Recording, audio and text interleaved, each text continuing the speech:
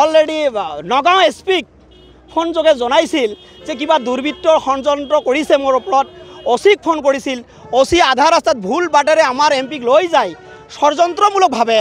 অসমৰ মুখ্যমন্ত্ৰী ষড়যন্ত্ৰমূলকভাৱে বিজেপিৰ গুণ্ডা বাহিনীক লৈ পেলাই আমাৰ অসমৰ মুখ্যমন্ত্ৰীয়ে ষড়যন্ত্ৰ কৰি পেলাই আমাৰ সাংসদক নিৰ্মমভাৱে প্ৰহাৰ কৰিছে। গতিকে আমাৰ গৌৰীপুৰ সমষ্টিৰ যুৱ কংগ্ৰেছে আমি ধিক্কাৰ জনাইছোঁ আৰু অতি শীঘ্ৰে আমি মুখ্যমন্ত্ৰীক দাবী জনাইছোঁ যে অতি শীঘ্ৰে 24 ঘণ্টাৰ ভিতৰত এই দোষী কালপিতকেইটাক বিজেপিৰ কালপিতকেইটাক কৰায়ত্ব কৰিব লাগে আৰু জেল হাজতলৈ প্ৰেৰণ কৰিব লাগে। আৰু যদি নকৰে আমি অনাগত দিনত আমি আজি সকীয়াই দিছোঁ গৌৰীপুৰ সমষ্টিৰ পৰা যুৱ কংগ্ৰেছে আমি মুখ্যমন্ত্ৰী হিমন্ত বিশ্ব শৰ্মাক গৃহ বিভাগৰ মুখ্যমন্ত্ৰী আমি সকীয়াই দিছোঁ। যদি গ্ৰেপ্তাৰ নকৰে আমি অনিৰ্দিষ্ট কালৰ বাবে আমি ধুবুৰী জিলাকে ধৰি আমাৰ গৌৰীপুৰ সমষ্টি কটকটীয়াভাৱে বন্ধ ৰাখিম। আৰু আপোনালোকে দেখা পাইছে আমি হিমন্ত বিশ্ব শৰ্মাৰ পুতলিকা জ্বলাব আহিছোঁ। এতিয়া আমাৰ গৌৰীপুৰ অচিয়ে এই চৰকাৰখনত যিটো দালাল ৰাজ অচিয়ে নিৰ্মমভাৱে আমাৰ ৰিফিউজিটো কাঢ়ি লৈছে আৰু এখেতৰ গাড়ীত কৰিছে আমাক যা তা ব্যৱহাৰ কৰিছে আৰু দম দেখাইছে যে মোৰ নাম লিখি লওক গৌৰীপুৰ অচিয়ে এনেকৈ কৈছে আমাৰ যুৱ কংগ্ৰেছক মোৰ নাম লিখি লওক।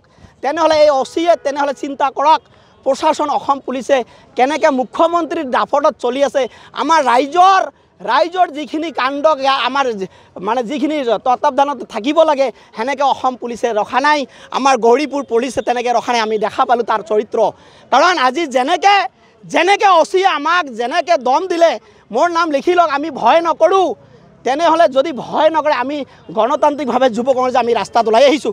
কাৰণ আমাৰ এজন জনপ্ৰতিনিধিক নিৰ্মমভাৱে প্ৰহাৰ কৰিছে আৰু এই মুখ্যমন্ত্ৰীৰ চামচা হৈ পেলাই আজি আমাক ইয়াতে ৰখাই পেলাই আমাৰ ৰিফিউজিটো লৈ গ'ল আৰু দেখাই দিলে আমাক যে আমি হিমন্ত বিশ্ব শৰ্মাৰ কথাত উঠাবহা কৰোঁ, বিজেপি চৰকাৰৰ কথাত উঠাবহা কৰোঁ। কিন্তু এই গৃহ বিভাগ যে আমাৰ ৰাইজৰ লগত নাই।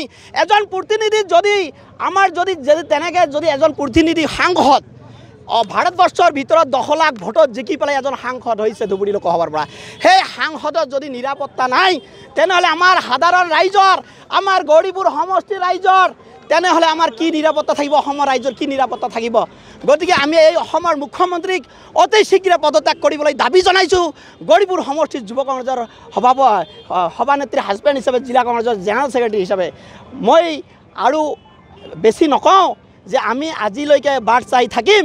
যদি আমাৰ এই গৌৰীপুৰ সমষ্টিৰ যুৱ কংগ্ৰেছে আমি আজি দিনটো বাট চাই থাকিম, মুখ্যমন্ত্ৰীয়ে যদি দোষী কৰায়ত্ব কৰিব নোৱাৰে তেনেহ'লে আমি কটকটীয়া বন্ধৰ আহ্বান জনাইছোঁ এই নিউজ চেনেলৰ যোগেদিয়ে। ধন্যবাদ।